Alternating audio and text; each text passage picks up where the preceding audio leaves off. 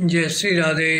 रामधारी गुप्ता खंड 1 प्रतिलेखन संख्या 64 गति 80 शब्द प्रति मिनट प्रारंभ करें। अध्यक्ष महोदय, उसके लिए सब कुछ करना है तो फिर कृषि उत्पादन का जो मूल आधार है उस खाद और पानी की जो व्यवस्था है, जब उस पर ही कर लगाया जाता है तो मेरे मन में आता है कि कहीं वित्त मंत्री महोदय अपनी ही बात को अपने ही सिद्धांतों के द्वारा तो काट नहीं रहे हैं। विराम। मैं कहना चाहता हूँ कि हमारे देश में अभी भी चौथाई भूमि से ज़्यादा सिंचित भूमि नहीं है। विराम।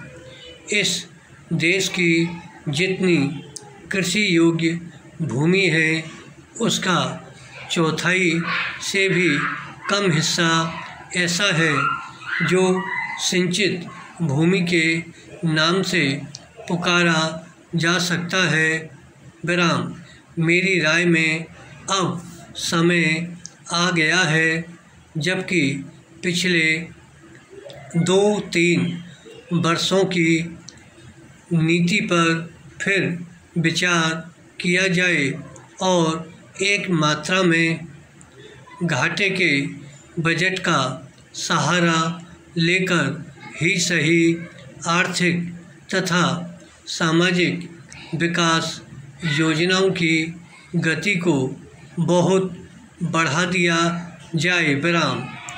इस मामले में मैं समझती हूँ कि तुरंत कार्रवाई होनी चाहिए ताकि आज जनसाधारण में जो असंतोष उभर रहा है वह हानिकारक दिशाओं में न चलने पाए। विराम। आज के राजनीतिक वातावरण की दृष्टि से भी मैं कहना चाहती हूँ कि विकास की गति को बढ़ाने की आवश्यकता सर्वोपरि है। विराम। पैरा। जहाँ तक कि नए बजट के अंतर्गत कर नीति का संबंध है, अच्छा होता यदि मिट्टी के तेल जैसी वस्तुओं पर अतिरिक्त कर न लगाया जाता। विराम।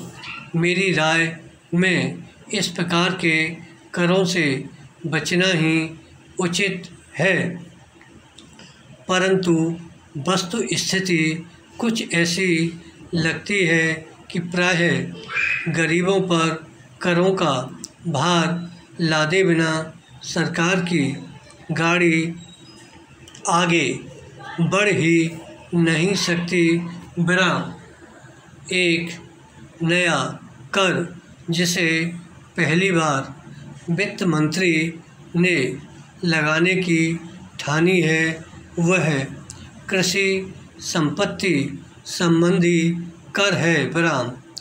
अब से पहले कुछ राज्यों में कृषि संबंधी आयकर लगाया गया था, परंतु उसके प्रशासन तथा वसूली आदि में इतनी कठिनाइयाँ आईं कि राज्य सरकारों को अपनी नीति बदलनी पड़ी। विराम। बात यह है कि जहाँ करोड़ों अनपढ़ तथा गांवों में बसने वाले किसानों पर हिसाब किताब रखने और रिपोर्ट भेजने की जिम्मेदारी लादी जाती है, वहाँ ऐसा कोई कर सफल नहीं हो सकता। उल्टे उसके कारण लाखों लोग कई प्रकार से सताए जाते हैं और फिर वे लोग सरकार से नाराज़ हो जाते हैं। विराम।